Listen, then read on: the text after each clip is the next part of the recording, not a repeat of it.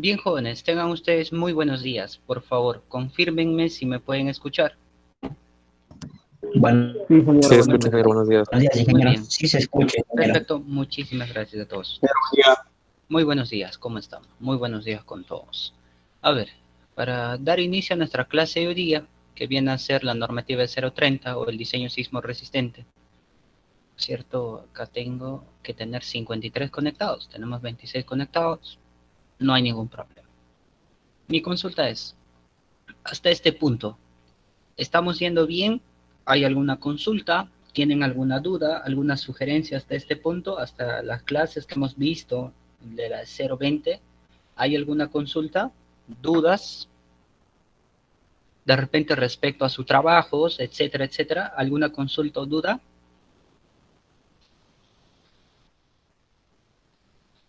A ver. Ninguna consulta. Bien, perfecto. Estamos yendo bien. ¿Se está entendiendo las clases, jóvenes?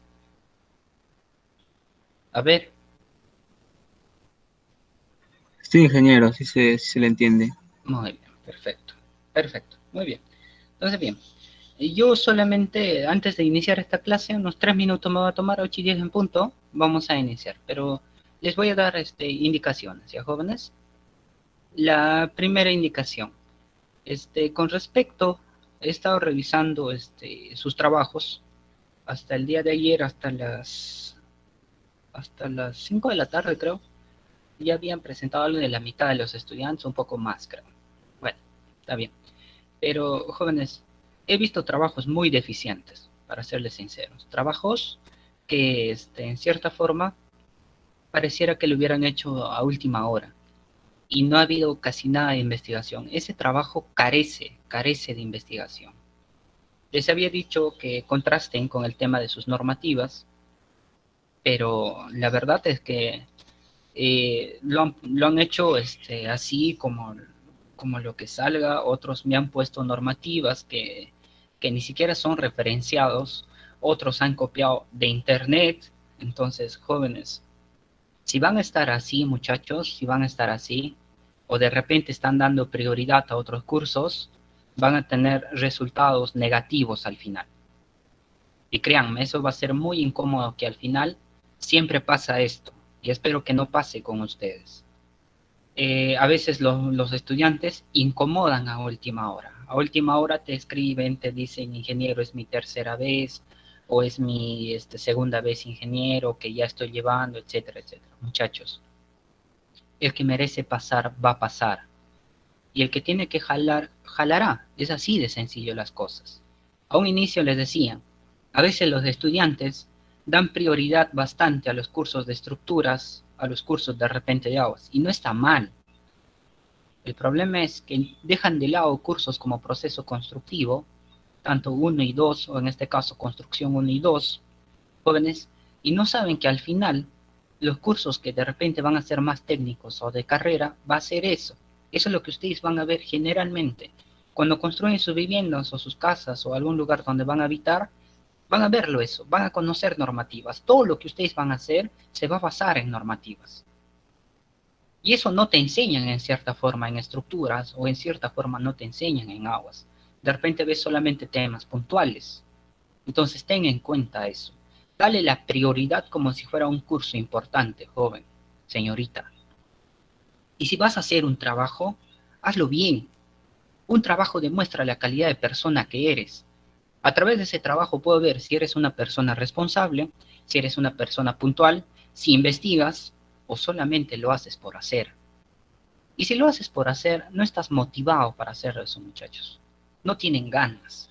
Entonces algo está fallando. De repente no es tu vocación estudiar ingeniería, porque así lo demuestras. Porque si a ti te gustaría, te naciera estudiar ingeniería, investigarías bastante. Te he dado plazo una semana. Es una semana. Si tú me dirías, no, ingeniero, de un día para otro es difícil. Y a veces creo que de repente a algunos docentes les dejan un trabajo de un día para otro, y a veces lo hacen mucho mejor que cuando les dejan más tiempo. Y esa es una deficiencia, muchachos. Háganlo bien. Cualquier cosa que van a hacer en el tema de ingeniería va a ser con cariño. Su primer trabajo, háganlo bien. Su segundo, su tercero, hasta el final de sus días, háganlo bien. Esa es su carta de presentación. Si presentan un trabajo deficiente o lo hacen por hacer, créanme que la siguiente vez no les van a llamar. Por más que ustedes sean sus contactos, por más que hayan invertido, etcétera, etcétera, nunca más lo van a llamar. Porque no sabes y no tienes ganas de hacerlo. 2. Con respecto a la fecha y hora de entrega. La fecha y hora de entrega, jóvenes, era hasta el día de ayer, hasta las 8 de la noche. Para que no haya problemas posteriores. He tenido jóvenes que me han presentado su trabajo a las 12 de la noche, 1 de la mañana, 2 de la mañana. Y en el peor de los casos, y espero que no esté presente el joven o la señorita en este caso, me ha llamado a las 1:30 de la mañana, muchachos, indicándome que considere su trabajo a las 1:30 de la mañana, es decir, 1:30 del día de hoy. Muy incómodo. Jóvenes, yo entiendo, yo también tengo otras actividades, yo tengo que hacer. Pero ¿cómo me vas a molestar a la 1:30 de la mañana diciéndome, ingeniero, considérame mi trabajo, por favor? Pero jóvenes, ¿cuánto tiempo te he dado? Por eso te daba las indicaciones de inicio. Te decía, joven, te voy a dar con tiempo para que tú puedas enviar con tiempo, no le envíes a última hora. Me han llegado innumerables excusas, que he estado de viaje, que yo trabajo, que yo soy padre y madre. Yo entiendo, no te prohíbo que trabajas, me parece muy bien. Me pareces más, te felicito por trabajar, pero haz el doble esfuerzo si trabajas también para cumplir tus actividades como estudiante. El trabajar no es una excusa, muchachos. Y pasarme o molestarme, porque eso ya es molestar, a la 1:30 de la mañana, es muy incómodo. De verdad, jóvenes, espero que no se vuelva a suceder. Voy a considerar solamente, y eso que quede bien claro para todos, solamente se va a considerar a los jóvenes que han presentado su trabajo hasta las 8 en punto de la noche. Los jóvenes que se han pasado 1 minuto, 8:01, te sale con retraso, hijo, has tenido casi una semana para presentar. Señorita, has tenido casi una semana para presentar, no a última hora. Entonces, no voy a aceptar un trabajo, ustedes saben que lo trabajamos todo por esta plataforma. Acá está, si has enviado con retraso, te sale con retraso. ¿Cómo voy a justificar al final mis informes? Va a ser a través de eso. Entonces, no voy a tolerar, ni tampoco voy a justificar a estudiantes que me presenten 1 hora, 2 horas, 4 horas, 5 horas después de la fecha y hora programada. Es muy injusto, sería muy injusto con esos estudiantes que han presentado en su debido momento, que han respetado las condiciones que les he pedido. Para esos muchachos sería una falta de respeto y sería una falta de ética que yo, como docente, considero otra persona. Entonces, muchachos, por favor, para posteriores trabajos, si has cometido ese error, tómate tu tiempo, hazlo bien, hazlo con ganas y sobre todo, presenta en la fecha y hora establecida. Por favor, no me gusta ese tema que me vas a presentar innumerables excusas o motivos. No me gusta. Entonces, yo amo en un estudiante que sea puntual, que sea muy responsable y que sea respetuoso. Esos 3 valores es lo único que exijo. Si no vas a cumplir con eso, o te has matriculado conmigo pensando que no soy así, muchachos, te has equivocado. Señorita, te has equivocado. Puedo ser muy chévere en la clase, pero con los trabajos sí soy muy exigente. Con las evaluaciones soy muy exigente. El ciclo pasado hay estudiantes que han jalado. Hay algunos que están llevando nuevamente conmigo en este grupo. Y hay algunos que por motivo que no se han podido matricular conmigo o que se ha cerrado el otro grupo que tenía conmigo, se ha tenido que matricular con el otro docente. Pero se han jalado. No vayan a pensar ustedes que todos pasa. Entonces, por favor, jóvenes, repito, dedícale el mismo tiempo a todos tus cursos. Si es que estás pensando dedicarle más tiempo a otro curso, piénsalo bien, ¿ya? Entonces, bien, con esa aclaración, para no tener problemas posteriores, y delante de todos, delante de su delegado, delante de su subdelegado, les estoy haciendo llegar mis respectivas observaciones. Por eso les consultaba, ¿cómo estamos yendo en las clases? ¿Se está yendo bien? ¿Hay alguna sugerencia de repente para poder cambiar? De repente la metodología no es la correcta. De repente, ingeniero, yo sugiero que de repente se podría hacer así, muy gustosamente. Al inicio les dije, jóvenes, que yo estoy adecuado al cambio, que no todo en mí va a ser perfecto, pero vamos a hacerlo perfectible entre todos. Que busco en ustedes cierta disciplina, para que más adelante ustedes no pueden sufrir de eso. También les había pedido, jóvenes, que pongan en cierta forma sus fotografías. Y sí, estoy viendo, mira, acá hay jóvenes que han puesto su fotografía, me parece muy bien.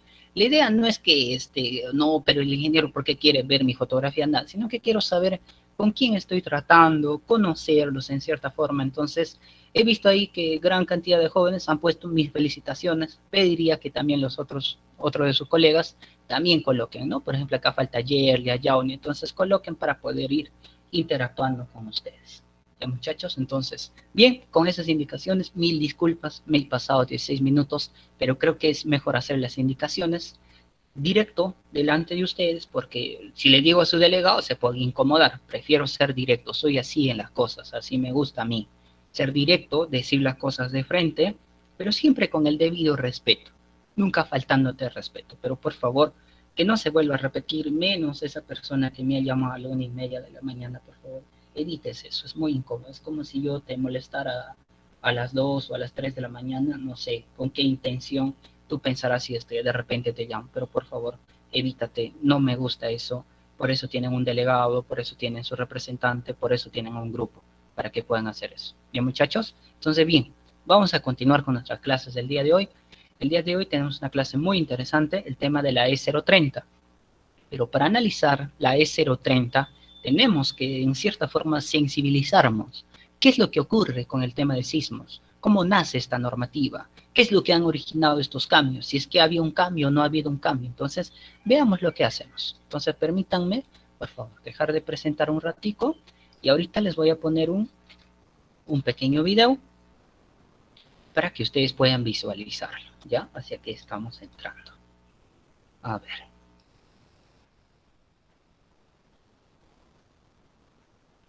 Presten la atención, por favor. Hace 49 años, un terremoto, considerado el más destructivo de la historia del Perú, produjo un aluvión que sepultó la ciudad de Yungay, en Ancash.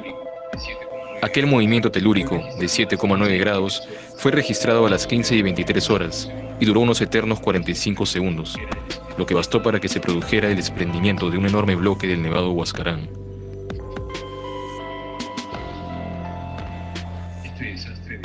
Este desastre dejó cerca de 70.000 fallecidos, 150.000 heridos, 20.000 desaparecidos y más de 3 millones de afectados. Su epicentro se localizó frente a las costas de las ciudades de Casma y Chimbote, en el Océano Pacífico, teniendo como resultado 22 provincias de las regiones de Lima, Ancash y La Libertad afectadas. Luego de Yungay, Huaraz fue el lugar más dañado. El 97% de la ciudad quedó destruida. Nuestro país está situado en una zona de alta actividad sísmica, conocida como el Cinturón de Fuego del Pacífico. Ahí las placas tectónicas están en permanente fricción, acumulando tensión que al liberarse genera terremotos. En el 2007, otro sismo de gran magnitud volvió a sacudir una ciudad. Esta vez el epicentro estuvo a 74 kilómetros al oeste de Pisco, en Ica. El movimiento de 7,9 grados se registró el 15 de agosto a las 6:40 de la tarde y tuvo una duración de 210 segundos, dejando 597 muertos, 2.291 heridos y alrededor de 76.000 viviendas destruidas.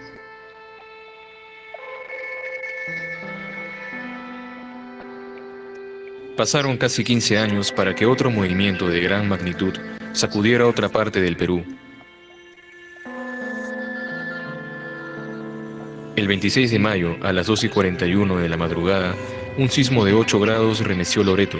Este tuvo una duración de 127 segundos y su epicentro fue a 60 kilómetros al sur de Lagunas, Alto Amazonas.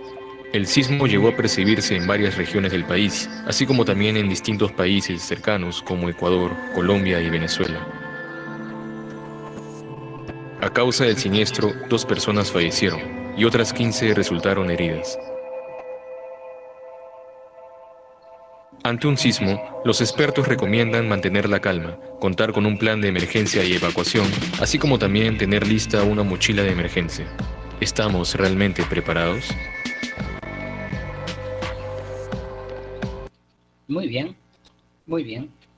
Entonces, el video que les he mostrado viene a ser un pequeño reportaje que realiza la República, que viene a ser uno de los medios informativos, en cierta forma más prestigiosos que tiene el país, ¿no? Al margen del tema político, nosotros nos referimos a la parte técnica. Entonces, hablar de sismos en el Perú es muy amplio. Los sismos que ustedes han visto durante el reportaje son los más representativos y los que han traído en cierta forma mayor cantidad de secuelas.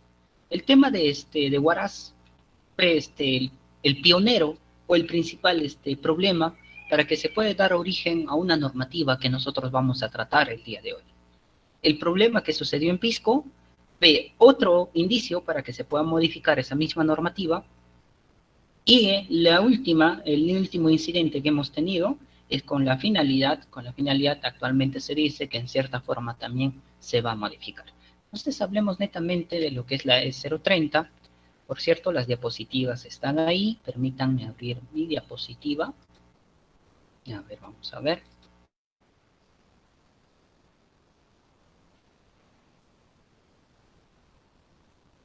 Muy bien. A ver, vamos a comenzar.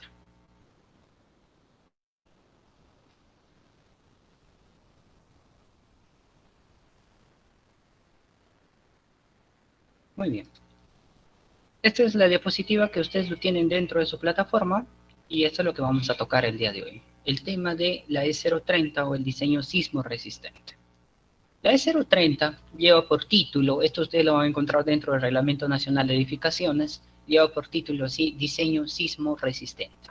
En otras palabras, si es que tú pones a descomponer esto y lo lees al revés, lo que está en otras palabras te está diciendo que tiene que ser un diseño resistente al sismo. Entonces, vas a encontrar en esa normativa fórmulas, vas a encontrar definiciones, una que otra cosa ahí que te va a servir bastante cuando vas a realizar el tema de tu cálculo estructural y para que puedas analizarlo por el tema de los sismos. Ahora, siempre existe el término de sismos y terremotos. Algunos dicen que el sismo es algo leve y el terremoto es algo catastrófico. Algunos dicen eso, pero la definición no formal y la definición científica dice un terremoto o sismo viene a ser lo mismo, pero vamos a hacer la aclaración de todas formas. Dice acá, un terremoto es el movimiento brusco de la Tierra. Habitualmente estos movimientos son lentos e imperceptibles. En el desplazamiento de las placas tectónicas comienza a acumularse una energía de tensión que en algún momento se liberará y una de las placas se moverá bruscamente contra la otra, rompiéndola y librándose entonces una cantidad variable de energía que origina el terreno o el terremoto. ¿Ya? En otras palabras, sismo y terremoto es lo mismo. Definición, choque de placas tectónicas. Esto ustedes lo van a ahondar más cuando llevan sus cursos de antisísmica, ¿ya? O relacionado con el tema de sismos.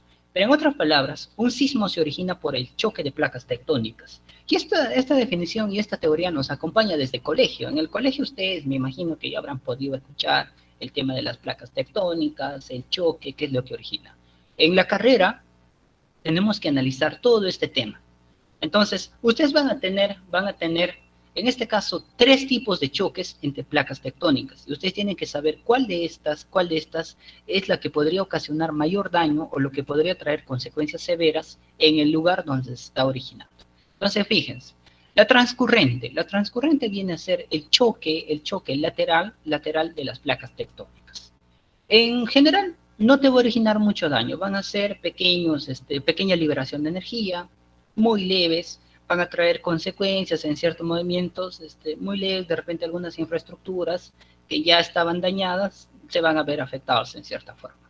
Lo que vamos a tener bastante cuidado viene a ser con estos dos choques o con estos dos desplazamientos, con el tema divergente y con el tema convergente.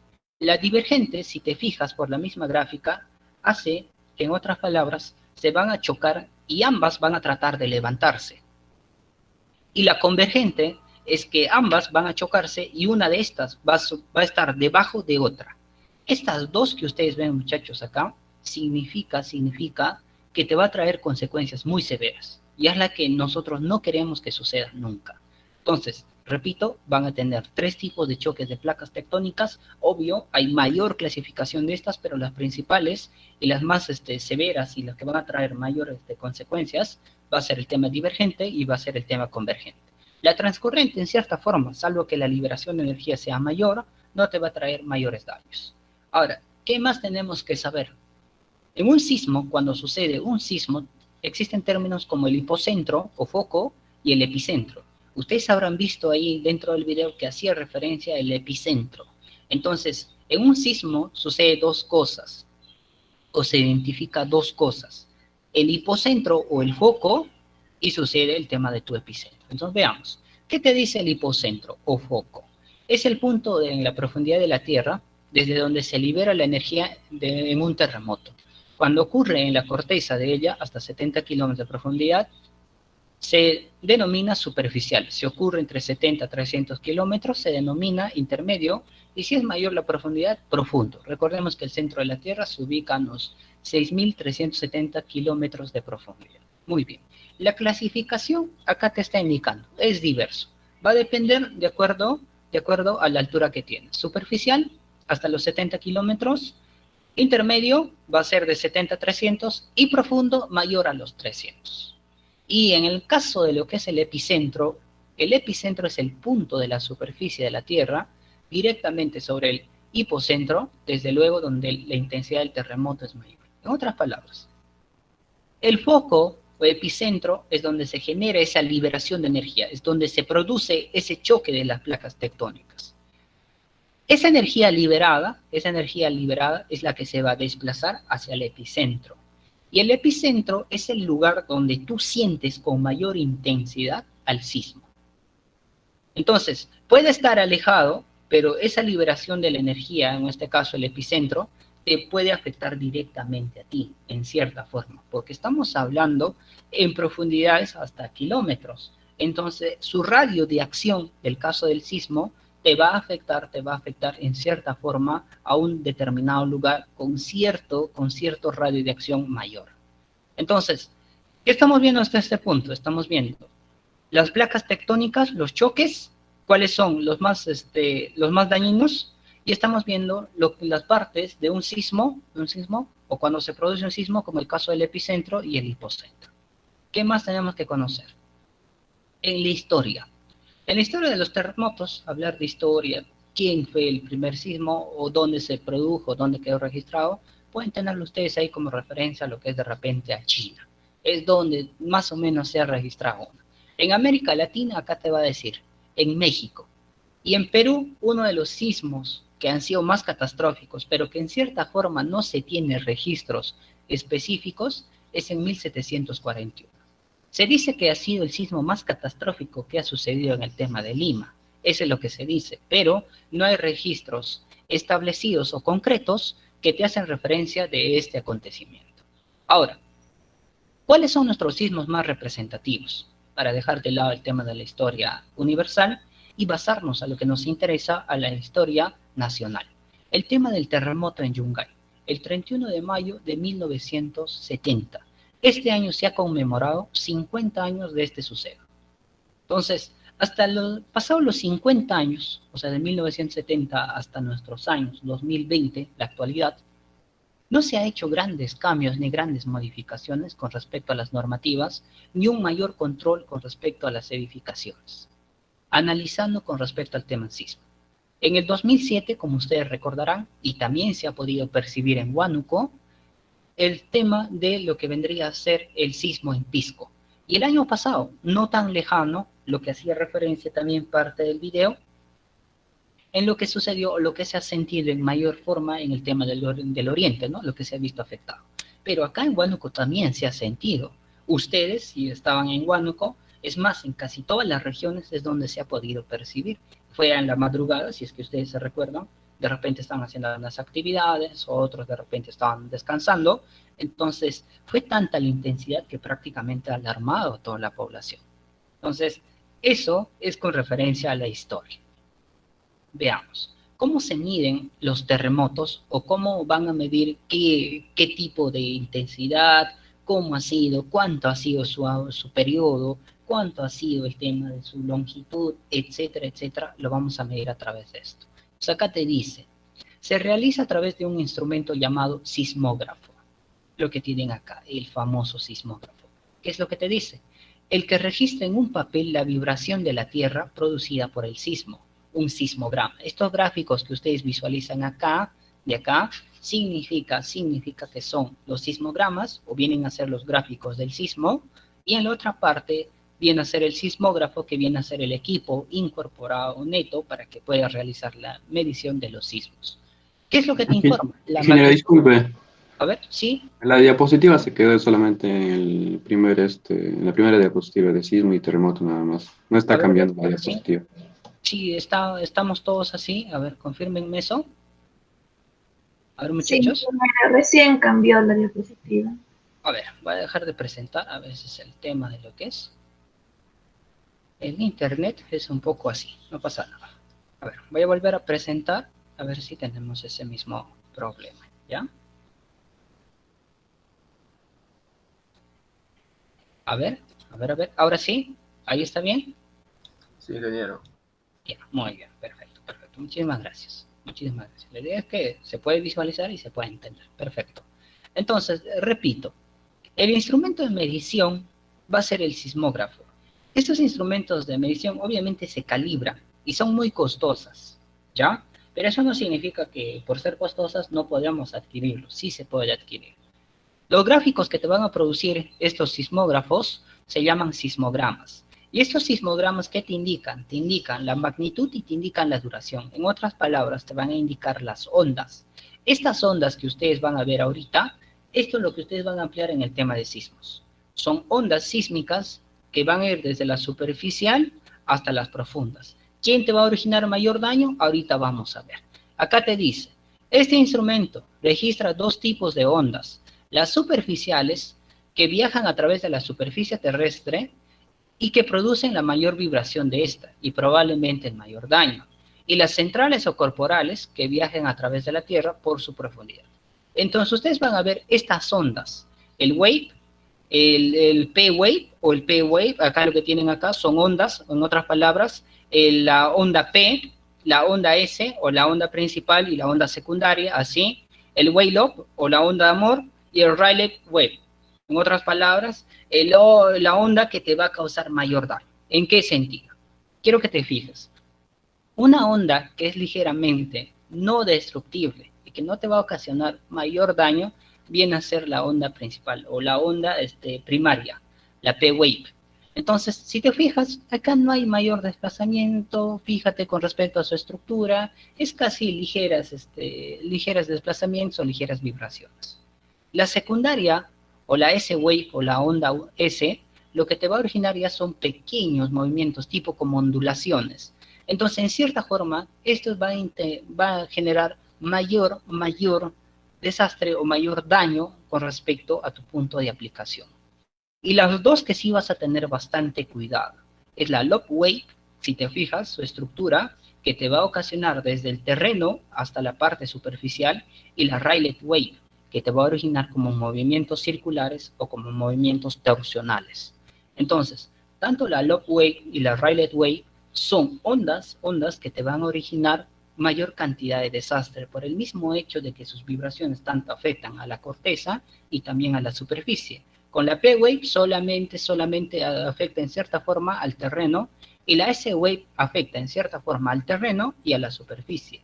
Pero las dos que tienes en la parte inferior, la loop wave y la Rayleigh wave, van a ser los más perjudiciales para el lugar donde estás analizando o para tus edificaciones. Entonces, ahí se va a producir mayor daño o mayor catástrofe. ¿Sí?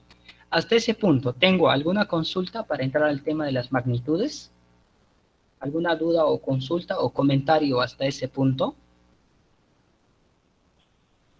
A ver. ¿Todo claro hasta ese punto, jóvenes? Sí, ingeniero, todo claro. Muy bien. A ver. ¿Alguna otra consulta? ¿Dudas, por favor? Confírmenme si se está entendiendo. Bueno, si no quieren hablar, entonces vamos a hacer hablar a la gente. Vamos a hacer el milagro. A ver, vamos acá. Álvaro Miguel Mesa Casimiro, ¿está presente? Álvaro Miguel no está presente. Déjenme tomar nota por acá. Ya saben, el tema de su audio, actívanlo, porque eso a estas alturas del partido no deberíamos tener inconvenientes, ¿ya? Entonces, por favor, eso de antemano ya les había indicado. Continúo con otra. Araceli Yomara Rivera Vega, ¿está presente? Araceli Yomara Rivera. Sí, ingeniero. ¿Qué me puedes decir hasta este punto de la E030, Araceli? Que es una normativa que se basa en lo que es todo para sismo resistente, ¿no? ¿Y cómo es ese sismo resistente, Araceli? Más que todo, esa normativa ve, ¿no? Todo lo que es o separa las zonas sísmicas dependiendo de sus magnitudes o de sus factores, ¿no? Porque la normativa, magnitudes y factores. ¿Ya? la normativa clasifica en 4 zonas, ¿no? Huánuco, ¿en qué zona está? Supongo que estará en la zona 3, no estoy muy segura. Muy bien. Zona 3. Ok, ¿algo más? No, y de respecto con su clase, sí la he entendido, ¿no? Ha hablado la definición de lo que son sismos, terremotos, que dijo que son, básicamente tienen la misma definición. ¿Más? Y también, ¿no? Pues habló de lo que son los tipos de choques que hay, ¿no? Que son los que más vamos a tomar en referencia, son los choques que son divergentes y convergentes, ¿no? Ok. Y también tocó el tema de que el sismo tiene 2 puntos, ¿no? Uno que es el hipocentro, que es el foco, y otro que es el epicentro, ¿no? Que llega ya a ser la liberación de energía de un sismo. ¿Y cuál te afecta más, el hipocentro o el epicentro? El hipocentro porque es la liberación, o sea, es lo que sentimos, o el daño ya que va a ocasionar a tu vivienda. Tú dices que el hipocentro es el que te afecta más. No, epicentro, que es la liberación de energía. Perfecto, muy bien, muy bien, muy bien, perfecto, muy bien. Como nadie más había dicho, vamos a seguir preguntando. Vamos a contrastar. El señor Gianmarco Durán Serafín, ¿está presente? Gianmarco Durán Serafín. Muy bien, está de relleno. Solucionen su asunto del audio, por favor, porque vamos a tener problemas sin Álvaro y acá el señor Serafín. Muy bien, ya vamos 2. Sigamos. A ver, la señorita Heidi Stephanie Montero, ¿está presente? Sí, ingeniero. Heidi, ¿qué me puedes decir hasta este punto? Bueno, ingeniero. Ay. A ver. Caray, creo que le falló el sistema. Muy bien. Vamos a ir tomando nota porque todavía no he escuchado su participación. Sigamos. A ver, el señor la señorita Jaunia Costa Kelly, ¿está presente? Sí, ingeniero, buenos días. Si podrías levantar un poquito tu volumen, por favor, para escucharte más claro, porque te escuché un poquito bajo. Buenos días, ingeniero. Muy buenos días, ahora sí. A ver, dime, este punto, ¿qué se está entendiendo? Bueno, con respecto a la normativa, o lo que nos ha dado a conocer, es sobre los sismos, teniendo en cuenta los anteriores que pasó en Pisco y en Yungay. Y bueno, explicándonos un poco más lo que es el sismo, cómo ocurre, acerca de las placas, y qué instrumento es el principal, el que se usa para la medición de los terremotos, la cual es un poco costosa, pero no es imposible de adquirirla, ¿no? Y esta nos da a conocer cuatro escalas, se diría, o magnitudes de los sismos, como nos dio a conocer en su clase, la cual las dos primeras no nos perjudican mucho y las dos últimas son de mayor grado, se diría. Muy bien, perfecto. ¿Algo más? Todo claro, ingeniero, hasta ahora. Todo claro. Ya ves, tan difícil era decir todo claro. Tenía que preguntarles todavía para que me den todo claro. Muy bien, vamos a ver. El señor Aristides Cristian. A ver, Aristides Cristian.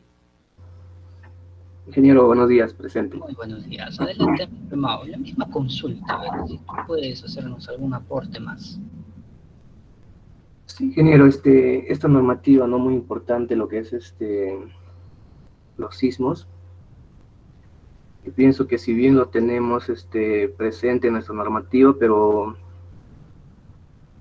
como se pueden observar en las construcciones, no se cumple, ¿no? No aplicamos esta normativa. Y la parte de supervisión tampoco lo hace cumplir, ¿no? En Huánuco, si bien no hemos registrado desastres como ha ocurrido en Yungay, pero eso no quiere decir que en algún momento pueda ocurrir, ¿no? Y a veces las personas tenemos ese mal hábito a veces de, mientras no nos pasa, ¿no? Y no tomamos en cuenta, ¿no? Y tanto hablamos de sismo en las conferencias, hablamos bastante de sismo, pero no lo ponemos en práctica. Incluso en nuestras tesis vemos trabajos sobre esto, ¿no? Y no se pone en práctica al momento de construir, ¿no? Cuando a veces una de las normas nos dice que debemos tener separaciones en las juntas, ¿no? Son cosas a veces normativas mínimas que se deben cumplir para el diseño de una edificación sismo resistente, ¿no? Ya. ¿Nada más eso, Aristides? O sea, que la junta nada más es. No, hay muchas, pero al menos eso yo creo que se debería tener en cuenta, ¿no? En las construcciones. Al menos una junta. Al menos la junta, sí, algunas, las mínimas, lo que indica, ¿no? La normativa. Pues. Ok, perfecto, muy bien, a ver, vamos a consultar a alguien más. El señor Basilio Chávez. ¿Está presente el señor Basilio Chávez? Sí, ingeniero, buenos días. Buenos días, adelante, la misma consulta, mi estimado Basilio. Buen ingeniero. Sí, bueno, la normativa da un gran aporte, ¿no? Ya sea a las construcciones, pero como viene a recalcar lo que dijo mi compañero, siempre va a existir construcciones, ya sea informales, que si no respetan la normativa, ya sea por parte de que querer ahorrar un poco de dinero. Y hay ciertos lugares en Perú que si ocurre un sismo pues, puede afectar un 70%, 80% de la población. Ya, un 70-80%. Bueno, ingeniero, tenía una consulta sobre el cuadro que nos mostró sobre la principal, la secundaria. Eso tiene una escala en cada movimiento. Ya, perfecto. O sea, no sé si podría mostrar un poco. Claro. Tu consulta va referida con respecto a las ondas, si es que tienes una escala. Muy bien, perfecto. ¿Tienes alguna otra consulta más? No, ingeniero, eso solo eso. No te preocupes, ahorita te respondo. Muy bien. Ahora con respecto, a ver, es que voy a responder su consulta de su colega Basilio Chávez, que es una pregunta muy interesante, muy puntual. Me gustaría saber si alguien de los presentes ha diseñado algo ya utilizando el tema de la E030. Es decir, que si de repente ha hecho una vivienda o ha participado de repente en el diseño de un colegio o de cualquier proyecto de edificación, pero tomando en cuenta la normativa E030 para el diseño sismo resistente. Alguien de los presentes jóvenes que me podría comentar en cierta forma su experiencia o de repente ha tenido alguna anécdota o algo que nos podría decir. Alguien de los presentes, somos 45 conectados, incluyéndome a mí, me gustaría saber. A ver, ¿alguien de los presentes ha participado o ha ayudado de repente o ha visto? A ver, creo que Alex, creo. A ver, ingeniero, buenos días. A ver, le Hola. puedo dar un Claro, aporte. claro, adelante. Eh, no he participado así en el diseño, pero sí he trabajado en la ejecución de la obra de una obra pública.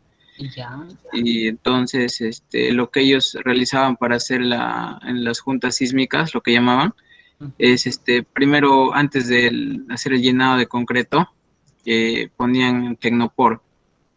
ya. Entonces el tecnopor era creo de 1 pulgada de grosor. Ujú. Y entonces le ponían ahí, y después del llenado de concreto, al siguiente día desencofraban y con fuego retiraban ese tecnopor y lo rellenaban con brea. Y la brea lo preparaban con arena, lo hacían hervir y eso le ponían en ese espacio que quedaba del tecnopor. Muy bien, como una junta Eso, asfáltica. Muy bien. eso es lo que viste, ingeniero. Perfecto. Acá su colega Alex ha participado, pero no en la fase de diseño, sino ha participado en la fase de ejecución y nos ha hecho una remembranza de lo que prácticamente él ha visto y ha observado, ¿no? Él ha visto que encofraron con Tecnopor y luego colocaron una junta asfáltica. El comportamiento será igual, más adelante lo veremos. A ver, creo que hay alguien más. A ver, ¿alguien más? Netamente en la fase de diseño, si es que alguien de repente ha participado.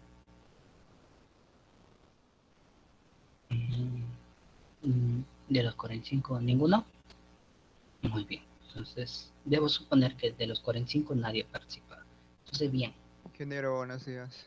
Adelante, Jonathan, pero si podría levantar un poquito tu volumen, hijo, te escucho un poquito bajo. ¿Me escucha, ingeniero? Ahí está, un poco mejor. Dime, Jonathan, a ver, dale. Ingeniero, bueno, yo he tenido la oportunidad de participar en un diseño, ¿no? A nivel académico nada más, pero no a nivel profesional. Bueno, lo que es este diseño sismo resistente, lo primero que se tiene que hacer como toda edificación, ¿no? Es para poder encontrar la rigidez de la estructura, de las columnas y las vigas, es primero hacer su predimensionamiento, ¿no? De todo, como protocolo principal, ¿no? Después de hacer el predimensionamiento, como ya hemos visto en la anterior normativa, con la E020, procedemos a hacer lo que se llama un diseño sismo resistente, ¿no? Realizando el metrado de cargas por volumen. Tanto el metrado de muros, columnas de vigas, el metrado de escaleras, de losa aligerada, para poder encontrar cada peso por nivel, ¿no? De la estructura, para así poder distribuir las cargas horizontales que va a tener esa estructura.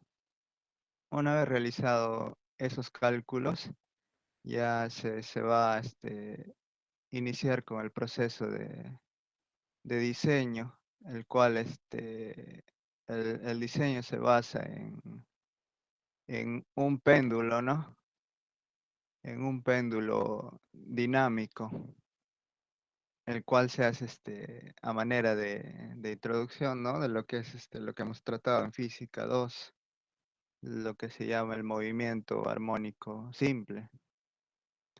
De esa manera, a través de métodos, se puede hallar el desplazamiento de la estructura, que se puede hallar por métodos, ¿no? Como es el método de Stolola, el método de Holzer, para poder hallar cuánto se va a desplazar la estructura a través de centímetros, ¿no? 2 centímetros, o 3 centímetros, o 1 centímetro. Y lo que he estado viendo en esos diseños es que la estructura tiende a desplazarse más en los pisos más altos, ¿no? En el primer piso tiene un menor desplazamiento y en el piso, como son el segundo y tercer piso, tiene un mayor desplazamiento.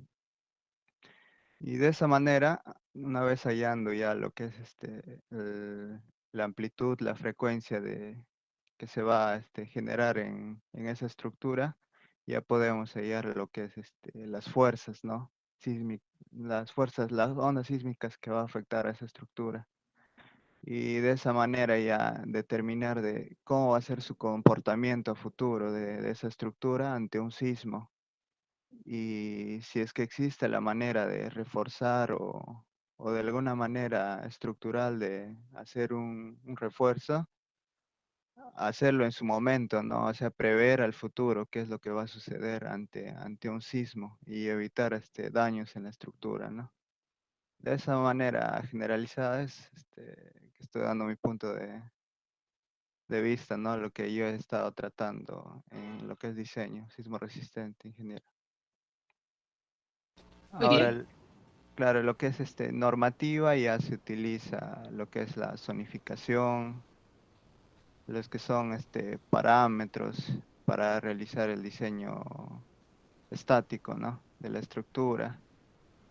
Y ya bueno, eso ya se vería más a fondo revisando la normativa E030. Ok, Ingeniero, ese sería mi punto. muy bien, perfecto. Está muy bien, perfecto. Hay cierto criterio y lógica, solo que la E030, por el mismo hecho de llevar el nombre de diseño sismo resistente, lo que va a analizar no es de forma estática, sino va a analizar de forma dinámica. ¿Ya? Muy bien. Pero en cierta forma sí, sí hay cierto criterio. Entonces, ¿alguien más? Creo que había visto una pregunta. A ver, Angie, creo. Angie, Ingeniero, disculpe. ¿a quién estoy escuchando? Porque tengo dos Ingeniero conectados. Montero, ingeniero. Mi línea se fue, ingeniero. Iba a hablar y se fue mi línea. Disculpe, más bien. No te preocupes, a ver, te escuchamos. Sí, sí, ingeniero. Sí, te escucho, a Ya. ver. Ya, ingeniero, usted habló todo lo que es el sismo resistente. Nos dijo también, por ejemplo, que el epicentro es el lugar que sufre más daño, el mayor daño. También habló sobre las ondas de choque que están el divergente y el convergente, que son los más fuertes, los que hacen más daño. Y las ondas de cuerpo, que está la principal, la secundaria y el loft, y el otro que no se pronuncia muy bien, que es el Rayleigh, creo que, y los que son los que causan mayor daño. Eso es lo que puedo aprender, ingeniero. ¿Algo más que te gustaría aportar, Heidi? No, ingeniero. Ya, muy bien, perfecto, no pasa nada, está muy Ya, bien. ingeniero, disculpe, más bien estoy un poco nerviosa porque se fue mi línea y estaba asustada. No te preocupes. Gracias, ingeniero. Lo que no escucho participación yo no considero. Eso es lo que siempre. Bien, Muy bien. ingeniero, gracias. Bien, a ver. Sus colegas, o la pregunta que les hacía era si es que ustedes, alguien de los presentes, había participado en el tema de la fase de diseño. Ingeniero, ¿puedo participar? Sí, adelante. Vamos a ver, adelante, participa Angie para poder darles alcance. A ver, te escucho. Yo tuve la oportunidad de ver una vez un modelamiento de una estructura por un programa que se llama CIPECAD, que es para modelar acero.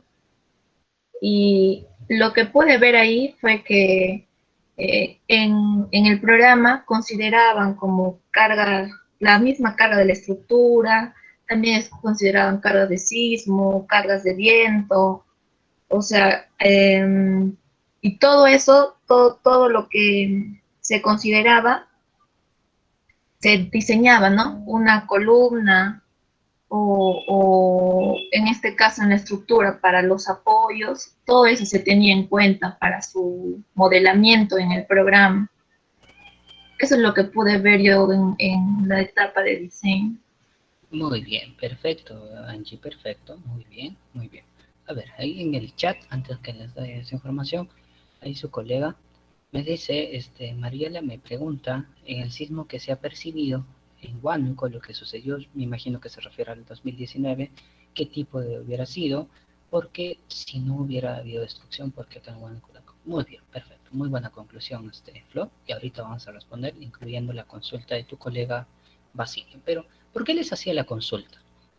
La consulta va referido más que nada para ver si es que ustedes tienen o ya han tenido en cierta forma un roce con respecto al tema de diseño. El curso de construcción 2 es un curso de 7º ciclo. Entonces, estoy tratando con jóvenes o prácticamente cuasi profesionales de ingeniería civil o cuasi ingenieros. El detalle es que hasta este punto es un poquito crítico que todavía no hay ese roce con respecto al diseño con normativas.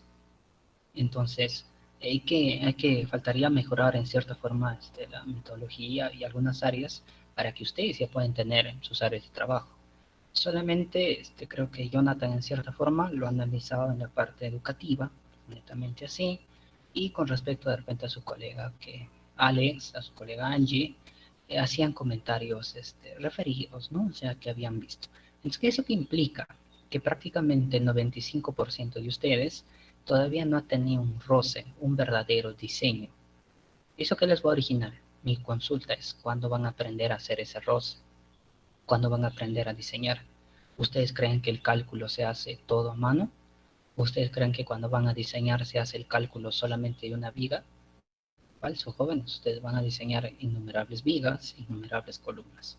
Entonces quería ver hasta qué punto, porque cuando me hablaba, por ejemplo, cuando había consultado a su colega Araceli, me hablaba acerca de lo que es la normativa de 030, me especificaba de lo que es el factor zona, que viene a ser un parámetro para el tema de diseño del tema sismo resistente, que lo vamos a ver, no se preocupen.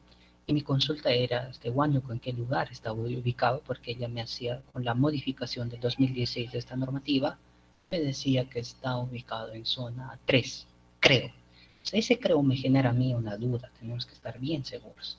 Entonces, ese es un detalle. Y como crítica, muchachos, entonces, les queda aún 3 ciclos porque la carrera toma hasta 10º.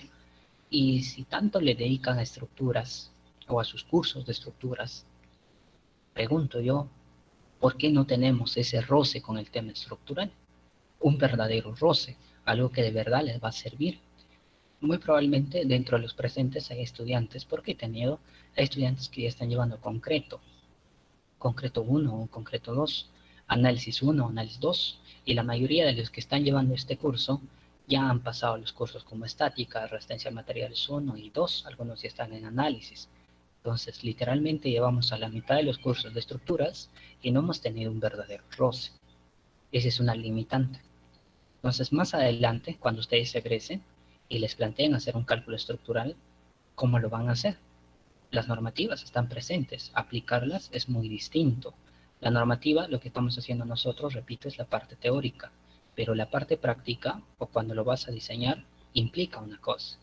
Entonces, si no hacemos en lo más mínimo o en lo más básico, que es una vivienda, imagínense cómo son los parámetros para el tema de los colegios, para el tema de lo que son establecimientos de salud.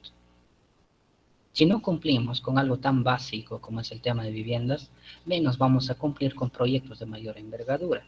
Entonces, no estamos siendo capacitados correctamente.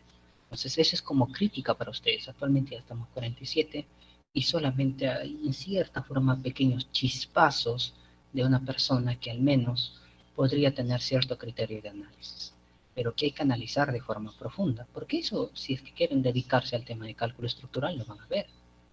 Ahora, ustedes dirán, pero hija, a mí me gusta el tema de aguas. Analizar el tema de los componentes hidráulicos como reservorios, que es un componente de almacenamiento de agua, también amerita un cálculo estructural, o como los tanques IMOF para el tema de alcantarillado, de la misma forma, amerita un cálculo estructural.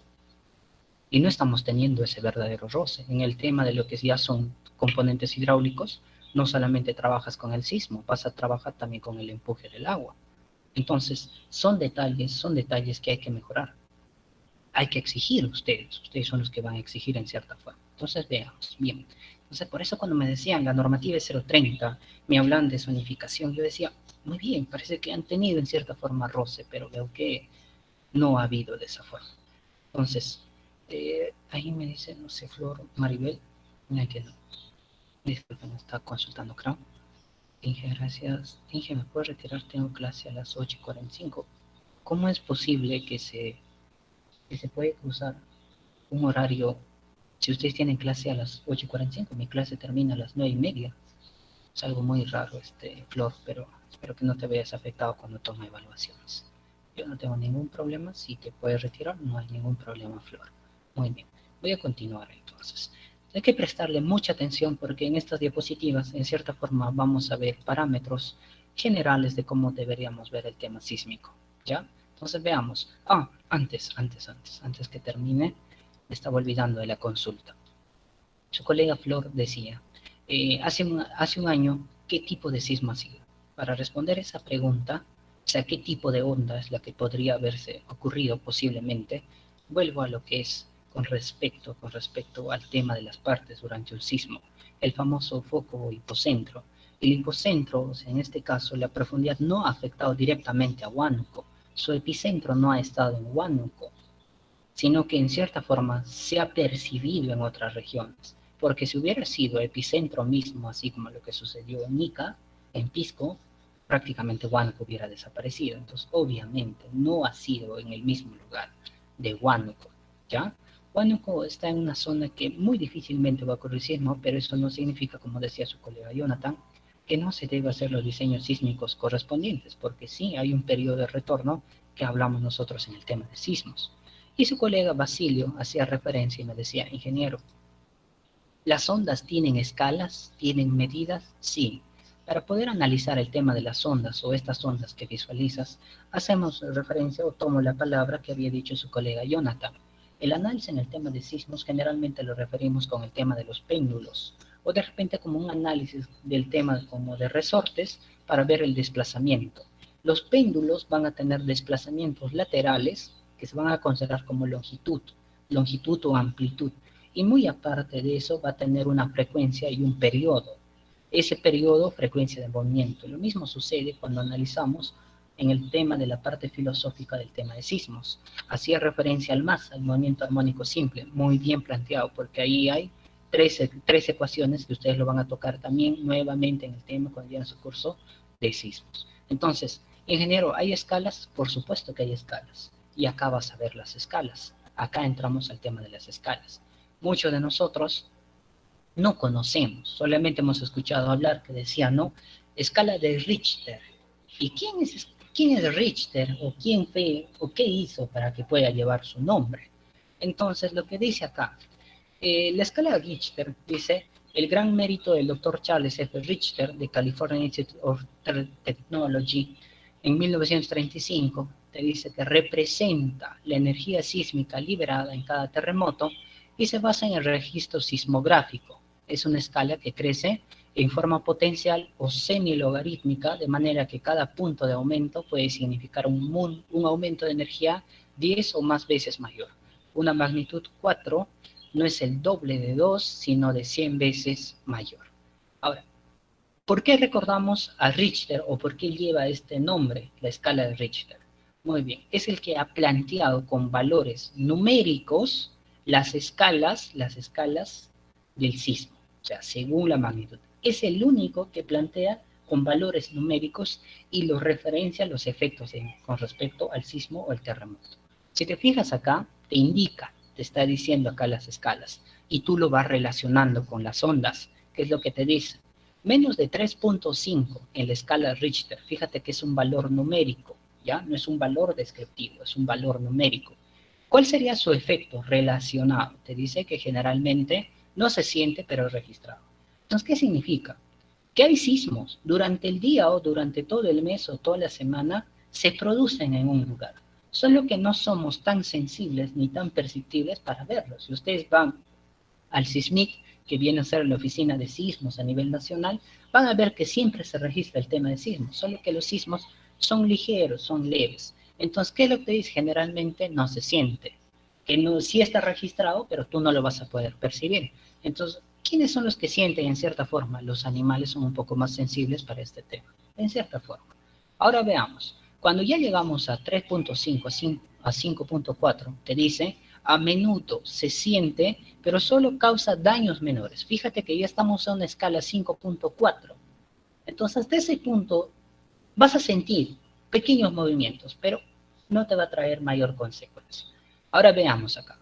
5.5 a 6, solamente fíjate en esta pequeña variación de 0.5, ya ocasiona daños ligeros a edificios. Significa que ya es más perceptible para que se pueda originar, ya tiene que ser más perceptibles.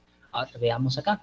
De 6.1 a 6.9 te dice que puede ocasionar daños severos en áreas muy pobladas, como el caso de Ica. Y luego tenemos acá de 7 a 7.9, terremoto mayor, causa graves daños. Y por último, de 8 a más, ya viene a ser un gran terremoto, destrucción total de comunidades cercanas. Listo. Y te dice ahí, esta escala está abierta de modo que no hay un límite máximo teórico. Lo que ha hecho acá, en la escala de Richter, lo que dice que va de 0 hasta el infinito, porque acá te está colocando un parámetro que tú puedes colocar cualquier otro. O sea, tú puedes decir así, la escala 10, la escala 20, 30, 50 en escala Richter, porque está diciendo de 8 a mayor. Por eso te dice que es una escala abierta. Otra cosa, que es el único que con valor numérico, ¿ya? Y que lo va a relacionar. Entonces, ¿por qué lo usamos bastante nosotros? ¿O por qué generalmente la comunidad científica o los medios de comunicación y nosotros mismos lo planteamos? Por el mismo hecho de que sus valores numéricos sí van relacionados y son mucho más fáciles de aplicar. Pero aparte de él, no es el único que ha planteado escalas. Richter no es el único que se ha planteado escalas. Tenemos la escala de Mercalli. En este caso ha sido un cura, si lo ven ahí fue modificado, dice también, por Harry O'Rourke y por Frank Newman. Bien, ¿cuál es la diferencia? La diferencia que tiene, fíjate acá, que es que en la escala de Richter tú dices, ha sido 5.5 en la escala de Richter, o 5.7 en la escala de Richter, un valor numérico. En la escala de Mercalli, jóvenes, vienen a ser prácticamente descripciones. Por ejemplo, fíjate, acá dice, 1, dice, sacudida, sentida por muy pocas personas en condiciones especialmente favorables. Generalmente son representados por números romanos. Ahora, fíjate que va describiendo cada uno. Fíjate en la 8, por ejemplo, en la 8 dice, daños ligeros en la estructura, especialmente bueno, considerable en edificios ordinarios, grande en estructuras débilmente construidas. Los muros salen de sus armaduras, caída de chimeneas. Fíjate que te está detallando qué es lo posiblemente que te podría suceder según la escala de Mercalli. Si te fijas en la escala 9, en la escala 11, en la escala 12, fíjate en la escala 12 te dice destrucción total, ondas visibles sobre el terreno, protuberancias en las cotas de niveles, ríos, lagos y mares, objetos lanzados hacia el aire, hacia arriba. Entonces, a diferencia, en este caso, de Richter, acá solamente se describe. Por esa razón no es tan utilizable, pero para tu cultura general en el tema de sismos, te estoy dejando acá como referencia el tema de la escala de Mercalli. A esto aparece, por ejemplo, la otra escala, la escala del MSK. Prácticamente es una escala rusa, ¿ya? Entonces, ¿qué es lo que hace? Va a hacer lo mismo. En otras palabras, toma como referencia la escala de Mercalli y solamente quiere tratar de combinarlo en cierta forma, pero ya quiere tomar otros parámetros, por ejemplo, como los efectos que definen los grados de la intensidad, como qué tipos de construcciones tenemos, los términos de cantidad y por último la clasificación de los daños. Entonces tienes en este caso la escala Richter, que generalmente es la más usada, o por no decir en su totalidad, la escala de Mercalli, que son solamente descripciones, no son valores numéricos, solamente tú en función de tu descripción, tú dices, ya estaba en la escala décima, en números romanos, ¿no? Estaba en la escala décima, sí podría haber sido. Ahora, la otra que te estoy presentando acá, la escala del MSK o la escala rusa, a esto se le añade, ¿ya? Hay escalas portuguesa, la escala española, la escala japonesa, etcétera, etcétera, y más. Pero ya van tratando de combinar en cierta forma lo que es la escala de Richter o quieren mejorar en cierta forma el tema de la escala de Mercalli. Entonces, como referencia principal les estoy dejando estas 3 escalas. Ojo, hay muchas más escalas. Bien, hasta este punto, hasta acá, todavía no había tocado nada acerca del tema de lo que es la E030. Solamente he tocado las definiciones principales que nos van a acompañar para poder analizar la E030. Porque si tú te metes a hablar la E030, te dicen de sismo y terremoto, y tú no sabes qué es un sismo y terremoto, estás deficiente. Si te hablan de hipocentro y epicentro, tienes que saber esa gran diferencia que tienen. En cierta forma, historia, hablamos cómo se mide, ¿Qué es el diagrama? Hablamos de las ondas y tenemos que conocer las escalas, ¿ya? Eso no te dice en la normativa, hay que tener como cuenta eso. Muy bien, no vayan a pensar que esto en las escalas, etcétera, etcétera, te dice en la normativa, no te dice. Ahora sí entramos a lo que nos dice la E030. Esto sí lo van a encontrar ustedes. ¿Qué es lo que te dice? ¿Qué es lo que te habla? Esta famosa normativa. ¿Cómo surge? Ahora sí te voy a decir cómo surge. La E030 surge con el desastre que sucedió ¿dónde? O sea, acá los gobernantes o los políticos dijeron, cuando sucedió el tema de Yungay en 1970, dijeron, hay que crear la normativa E030, porque hay que analizar las estructuras según el tema sísmico. Pero ¿cuál fue el problema? Que no lo crearon, muchachos. No se vayan a confundir, no vayan a pensar que se ha creado. Falso. Esta normativa E030 sucede como las de arquitectura, sucede como las de instalaciones y sucede como las otras normativas como la E020 que hemos visto anteriormente. ¿Qué ha pasado? Se ha adecuado de otras normativas. Es decir, ¿qué ha hecho el peruano? El peruano ha tomado, creo que de esta normativa me gusta esta parte y pum, agarro esa parte. De esta normativa me gusta esta parte y pum, agarro esta parte. Simplemente ha ido tomando de ciertas normativas y lo ha unido en uno solo. Entonces, así surge la normativa E030. Hablar de normativa E030 es eso. Ahora, en 1970 se crea la normativa para tener como referencia, pero no fue aplicable. Cuando sucede el terremoto en el sismo en Pisco en 2007, es donde se entra con mayor exigencia para el tema de las construcciones. Antes no te hacían ni caso en el tema de sismos.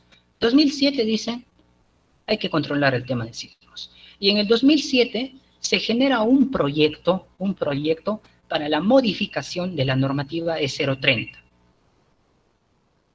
¿Cuándo se sufre esa modificación? En el año 2016. En el año 2016, en el periodo del señor Ollanta se publica la modificación de esta normativa que viene a ser la normativa E030. Y vamos a ver si es que ha tenido grandes modificaciones. Fíjate acá. ¿Qué es lo que te dice de la normativa E030? ¿Qué es lo que te dice su filosofía o cuál es su objetivo con respecto a esta normativa? Te dice, 1, evitar de pérdidas de vidas humanas. 2, asegurar la continuidad de los servicios básicos. Y 3, minimizar los daños de la propiedad. En papel suena muy bonito. Está ahí. Con el tema de la referencia de Yungay, donde se ha puesto en prueba prácticamente casi todo el tema de normativas, a partir de ahí adelante, ¿por qué hemos tenido el mismo problema en el 2007 con Pisco? ¿Qué sucedió? ¿Hemos cumplido con la filosofía? Estamos hablando de 500 vidas o un poco más que se han perdido en ese sismo. ¿Hemos cumplido evitar la pérdida de vidas humanas? Creo que no. ¿Cómo está si es que ustedes visitan Pisco? Nada más como referencia. Si es que ustedes alguna vez van a Ica, visiten cómo está Pisco. Después del 2007, prácticamente ha pasado 13 años, estamos 2020, hay puntos de Pisco que no tienen todavía parte de su reconstrucción, o es decir, en su totalidad. Entonces, ¿se ha cumplido con la continuidad de los servicios básicos? No. El problema que entra a tallar acá es un problema de fondo, la famosa o el tema de desorden territorial. El desorden territorial, la creación de asentamientos humanos, sin previo diseño, sin previo proyección a futuro, trae como consecuencias que las instalaciones de los servicios básicos, hablamos de luz, agua y desagüe, el tema de pistas y veredas, ya colapsen, porque no tienen una proyección hacia futuro. Entonces va a colapsar y frente a un sismo va a ser mucho más. Por eso el tema de las carreteras, el tema de la luz, el tema de agua, desagüe, se corta. Y por último te dice, minimizar los daños de la propiedad. Pregunto yo, si actualmente hay instituciones educativas, tenemos centros comerciales, locales de venta, viviendas mismas que están considerados como edificaciones no habitables. ¿Se cumple con eso? Minimizar los daños a la propiedad. ¿En qué sentido se está cumpliendo si en la parte de la normativa te implica? Y eso ya es un tema gubernamental, donde cada municipalidad y cada persona, en este caso cada profesional, tiene que ser el encargado. Como crítica a nuestro colegio de ingenieros, ¿cuál es su función? ¿En qué apoyamos nosotros como profesionales? ¿Qué hace el Colegio de Ingenieros con respecto para mejorar a esto? ¿Apoyamos en algo? Entonces, dejo abierto esa pregunta. ¿Qué es lo que tienes que ver acá? Cuando hablamos de esto, de la E030, como parámetros de diseño, consideramos el tema de zonificación, que es un parámetro, perfiles de suelo, y más adelante lo vamos a ver. Pero ¿de qué te habla el tema de la zonificación? Se ha hecho ensayos y ha dividido literalmente el mapa del Perú en la anterior normativa, antes de su modificatoria en el 2016, antes que fuera publicada, dividía el mapa del Perú en 3 zonas. Zona 1, zona 2 y zona 3. Huánuco, totalmente, de cabo a rabo, en todo su espacio geográfico, estaba en la zona 2. 2016, un gran cambio, un cambio revolucionario. ¿Qué ha hecho? Agarra este mapa y dijo, no, creo que le falta algo más. Lo vamos a dividir en 4. Ese es el primer cambio, gran significativo para el tema del diseño de la E030. Dividir el mapa del Perú con sus respectivas regiones en 4 zonas. Y ahora Huánuco, la que tú ves acá, ya no está en una sola zona, sino hay partes de Huánuco, como la provincia de 2 de Mayo y de Guamalíes, que están en otra zona, están en la zona 3. Y lo que tenemos, Huánuco está compartido tanto en la zona 2 y en la zona 3. ¿Qué ha hecho? Lo único que te ha hecho es ampliar, en cierta forma, ampliar por cada uno de los lugares Huánuco con sus respectivas provincias, ya que pase a zona 3 algunos y algunos que se quedan en zona 2. Ese es el principal cambio que ha hecho. Y analizándolo, jóvenes, muchachos, dividir de esta forma el mapa del Perú es un tremendo error, porque tú, por ejemplo, quieres diseñar en Huánuco, dices, no, ya, estoy en la provincia de Huánuco, zona 2. Consideras ese parámetro de zona 2 y está mal. Y te explico por qué. Porque tú no puedes hacer con un solo ensayo, con ensayos o con un solo mapa, definir que perfectamente está en la zona 2, sino que tienes que hacer microestudios, porque tu proyecto no está solamente en la provincia, sino algunos se encuentran en centros poblados, otros se encuentran en distritos. Y mi consulta es, ¿dónde está el distrito de Pilcomarca? ¿Cómo lo voy a analizar su sismo? ¿Cuenta con un análisis sísmico? ¿Cuenta quién es más vulnerable? ¿Cuenta que si Amariles es vulnerable? ¿Cuenta que si es Huánuco vulnerable? ¿De repente ambos es vulnerable? ¿Cómo lo determinas? Entonces, este tema de acá, con respecto al tema de zonificación, es muy genérica. En realidad no han hecho grandes cambios. No vayan a pensar que al dividir en 4 zonas el mapa del Perú, se ha aumentado, se ha definido o te ha dado mayor precisión para el tema de tu análisis sísmico. Como observación, no se ha hecho prácticamente casi nada. Lo único que he hecho es dividirlo en 4 zonas. ¿Qué te han dado? Tus parámetros de acá, lo que eran para 3, ahora te han aumentado para 4. Ahí está. Y todavía te dice, el anexo 1 contiene el listado de provincias y distritos que corresponde a cada zona. En otras palabras, si tú quieres tener precisión, como en países, como debería ser, que se analiza el tema sísmico, se deberían hacer microestudios sísmicos.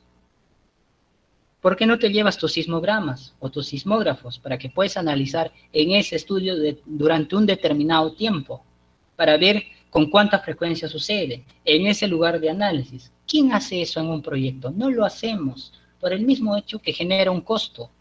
A nivel nacional carecemos de equipos sismográficos. ¿Cuándo nos acordamos de un sismo? Cuando sucede un sismo. ¿No han visto ustedes los medios de comunicación cuando sucedió el año 2019? Cada vez que hay un sismo que es considerablemente fuerte, sale Defensa Civil, sale SISMIT, sale por acá uno que otra autoridad y dice, sí, ustedes tienen que andar con su mochila de seguridad, que tienen que tener su mochila de rescate, con su linterna, su punto. Pero díganme, ¿con eso se soluciona el asunto? Pregunto yo. Ahí viene otra pregunta libre para ustedes. ¿Qué otro parámetro consideramos para el tema de diseño? Que está contemplado en la E030, el tema de los perfiles de suelo. Y los perfiles de suelo se dividen por categorías, desde blandas, etcétera, intermedias, que lo van a ver más adelante. Quiero que te fijes acá. Esto viene a ser otro factor, el famoso factor uso. ¿Se recuerdan cuando veíamos en la E020? En la E020 teníamos que especificar, ¿no? Especificar qué iba a ser. Si iba a ser colegio, si iba a ser vivienda, si iba a ser institución educativa o si iba a ser centro de salud, etcétera, etcétera. Para poder considerar el tema de factor uso, y esto lo vas a utilizar para el tema de tu predimensionamiento, el famoso PAN, lo que vas a hacer es dividir en qué categoría está, desde la categoría A hasta la categoría D. Y fíjate, ¿quiénes están en la categoría A? A1, mira lo que dicen. Establecimientos de salud del sector salud público y privados. Y pregunto, en caso de sismo, lo primero que se ha visto perjudicado son el tema de los establecimientos de salud. Fíjense, vean el tema de las regiones que han sido afectados con el sismo y fíjense que no se ven afectados. A2, ¿qué es lo que te dice? Que su función no debería interrumpirse. ¿Qué dice que tienen que estar? Puertos, aeropuertos, locales municipales, centrales de comunicación, estaciones de bomberos, cuarteles de Fuerzas Armadas, instalaciones de generación, transformación, electricidad, etcétera, etcétera. Y es más, si es que quieres colocar acá reservorios y plantas de tratamiento, el famoso PETAT y el famoso PETAR, ¿no? Planta de tratamiento de agua potable y planta de tratamiento de aguas residuales. Entonces, bien, estas son las edificaciones esenciales. Vamos por la B. Edificaciones importantes, así lo clasifica. ¿Quiénes tienen que estar acá? Dice, por ejemplo, fíjate, te dice cines, teatros, estadios, coliseos, centros comerciales, terminales, establecimientos penitenciarios o que guardan patrimonios valiosos como museos o bibliotecas. Ahí está. Yo digo, eso no sería una gran crítica que estaría diciendo acá, donde dice evitar pérdida de vidas humanas con respecto a este patrimonio, considerar edificaciones importantes. Espérate. Y ahora, ¿dónde están nuestras viviendas? ¿Dónde están nuestros hoteles? ¿Dónde está? Fíjate acá. Edificaciones comunes. Ahí está la cosa. Viviendas, oficinas, hoteles, restaurantes, depósito e instalaciones industriales. Y claro, la última categoría dice construcciones provisionales, como casetas, depósitos y otras similares. Muy bien. Difiere bastante con la parte filosófica. Para nosotros tener resultados que verdaderamente queremos en el tema sísmico, no es ir categorizando, muchachos, sino es dar a todas las edificaciones una exigencia de edificación esencial. ¿Dónde se pierden más vidas humanas? Estamos hablando en edificaciones netas. Podría ser uno de los afectados centro de salud, uno de los afectados instituciones educativas. El mismo hecho que la normativa misma te categorice, hace que la gente no tome en consideración el tema de las normativas. Porque si te pondrían para vivienda como edificación esencial, sí o sí las municipalidades, o en este caso los gobiernos regionales o cualquier órgano encargado para el tema de lo que es control y supervisión, considerarían mejor la fase de diseño y mejor la fase de ejecución.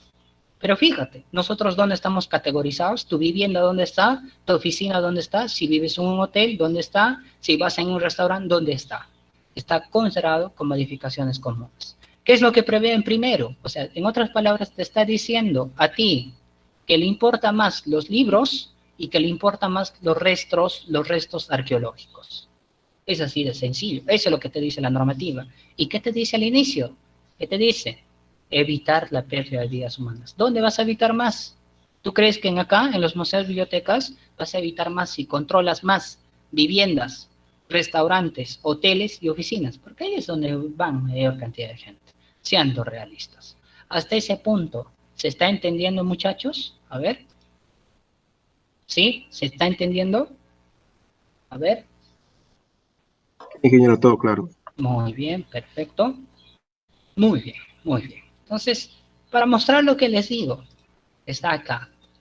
El Hospital Félix Mallorca, esto viene a ser, si no me equivoco, en Huancayo, ¿ya? Este hospital.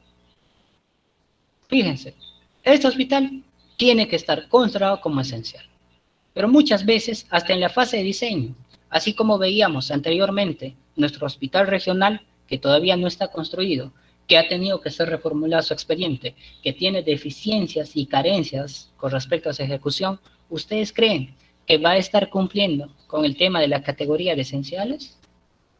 Les pregunto a ustedes. Ahora vamos con las compañías de bomberos. Muy bien. compañías de bombero, eso es lo que dice acá. Fíjate, estaciones de bombero, porque ellos son los que dan primeros auxilios. Y no han visto ustedes en los medios de comunicación que salen los bomberos a pedir apoyo porque no cuentan ni siquiera con movilidad, ni su ropa está bien establecida, ni su indumentaria, ni su EPP, ni sus equipos están bien adecuados, pero sí, fíjate acá, estaciones de bomberos. ¿Qué más? Te dice que centros comerciales y estadios. Acá, fíjate acá. ¿Dónde? Te está hablando para el tema de edificaciones importantes. ¿Qué está diciendo? Por ejemplo, Plaza Vea, centro comercial. Obviamente, todo lo que lleva inversión privada, sí se preocupa en el tema de su diseño. Han visto la arquitectura, han visto su distribución, en cierta forma, cumplen parámetros. Esto en un estadio que para ustedes es conocido, los que viven en Huánuco, los que les gusta el deporte, el estadio Heraclio Tapia. ¿En qué condiciones está? ¿Han hecho modificaciones? ¿Han ampliado?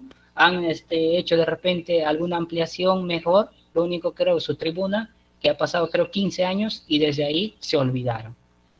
¿Han hecho algo más? Pregunto yo, dejo libre a ustedes. Y esto, jóvenes, edificaciones comunes, acá está, no te miento yo, te dice que son viviendas, restaurantes, etcétera, etcétera. Acá está, fíjate acá. ¿Tú crees que van a morir más acá que acá? Asentamientos humanos. Esto no es un problema de Lima, este es un problema nacional. Problema de Huánuco, sector San Luis, Las Moras, de repente la parte alta de Loma Blanca, etcétera. Asentamientos humanos que crean o crecen haciendo edificaciones sin el debida supervisión y sin la debida consideración de diseño. Restaurantes considerados como edificaciones comunes, ahí está. O sea, si te vas a comer y te agarra el sismo y mueres en tu restaurante, ¿qué te va a decir? Era una edificación común. Bueno, se veía venir. O sea, vas a ser parte de la estadística. Este es un local conocido de Huánuco. Los que han habitado, los que han ido por ahí, es el famoso rinconcito huanuqueño. Te estoy poniendo fotografías para que, a ver, tú te sensibilices. O sea, en otras palabras, te agarras comiendo tu picante de cuy. ¿Qué te va a decir el Estado? No. ¿O qué vas a hacer para el Estado? Estadísticas. Sí, era una edificación común. ¿Qué se puede hacer? Sencillo.